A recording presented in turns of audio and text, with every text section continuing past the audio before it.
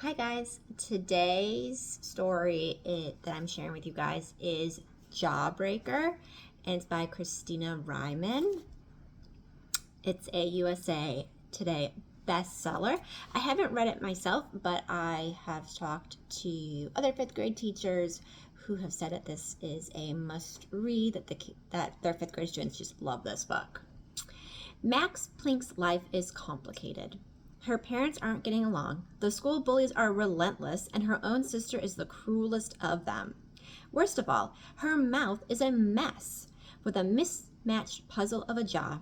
Max has Class 2 malocclusion, otherwise known as a severe overbite. She already has braces, which means she lives on Advil and soft foods. But now Max has to wear painful and totally awkward orthodontic headgear, nicknamed the Jawbreaker. Could things get any worse? Yes. The journalism competition Max wants to enter has a video component. But being on camera means showing her face, not just to her junior high classmates, but possibly the whole city. Going viral is the last thing Max needs. But winning this competition is what she wants most. Turns out following her dreams is complicated too. So this book is described as being filled with humor, heartfelt, and it's a refreshingly relatable story that will break you apart only to put you back together again. So let's go ahead and check out this first chapter. I don't get why I have to go with you to Max's Bucky Beaver appointment. My little sister sulks from the back seat of the car. I'm up front with Mom, who just picked us up from school because I have an orthodontist appointment. Alexis always whines when she has to come along, even though it means she gets out of school early. Why don't you shut up, carcass breath? I bite back.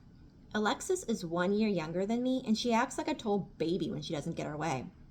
What did I tell the both of you about name-calling? Mom snaps.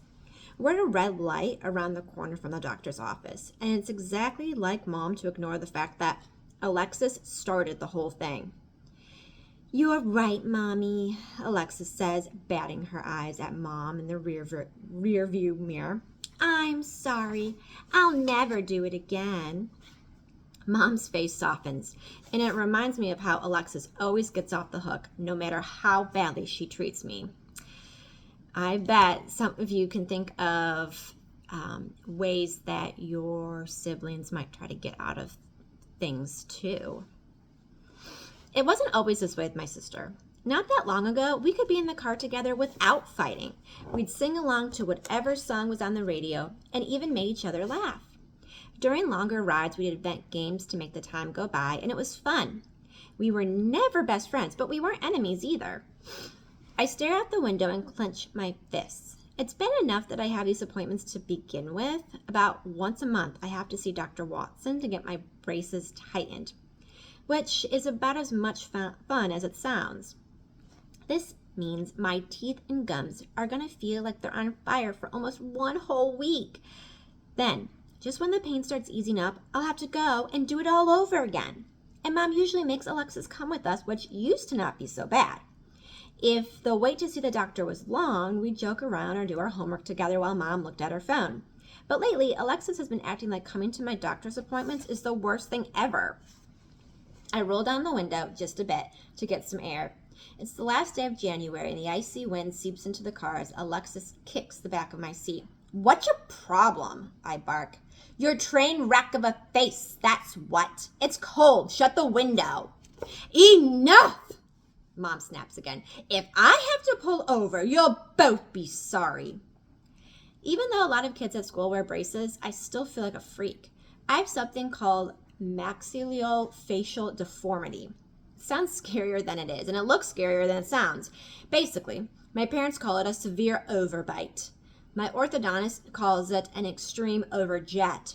And the kids at school call me Bucky Beaver, among other awesome and totally creative insults. My jaw fits together like mismatched puzzle pieces, and my top teeth are spaced and and overlap my bottom lip. When I was 8 or 9, my teeth pretty much started to do whatever they wanted, and now they look like they're running a race against my face. The doctor says that braces should fix my deformity, but I've been wearing them for a whole year and I still feel like my face is a hot mess.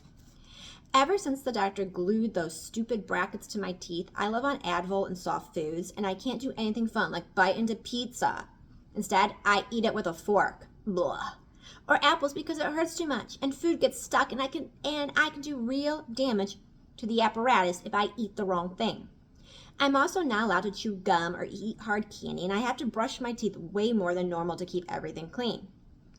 Oh, and thanks to the way my teeth just jut out, my lips wouldn't close before I had braces. Now that there are chunks of metal glued to them, my mouth hangs open even more, and I'm on constant drool patrol. Whoever invented braces must have seriously hated kids. Sometimes I wonder if my orthodontist hates kids too. She acts like plastering a bunch of metal to my teeth is no big deal. Ew, Mom, she's drilling again. Alexis shouts from behind me. I glance in the side view mirror. I didn't realize she'd been giving me the evil eye from the back seat. You slobber like a Saint Bernard. Her face twists with disgust. I wipe the drool away with my sleeve and glare back at her. The two of you better knock it off if you don't want to spend the weekend in your bedroom, Mom warns. This whole thing with Alexis being such a jerk really only just started when she joined me at junior high school last fall, which was right around the time that I got braces. Alexis is in the 6th grade, and I'm in the 7th, and my parents say that she'll need braces too in another year or two, so I really don't get why she makes fun of mine. Again, Alexis kicks the back of my seat like a baby. Ugly loser, she growls. I hear Mom. Oh, I know Mom heard her because I heard her. But Mom doesn't do anything about it. And 15 minutes later, I'm sitting in the chair of doom. So, obviously it's realistic fiction. Some of you may be able to relate a little bit when it comes to certain foods you cannot eat if you have braces. Definitely listening to this chapter kind of brought me back to my own time wearing braces in middle and high school. So if you're interested, and I hope you are, it's supposed to be really funny, put your name down in the comments.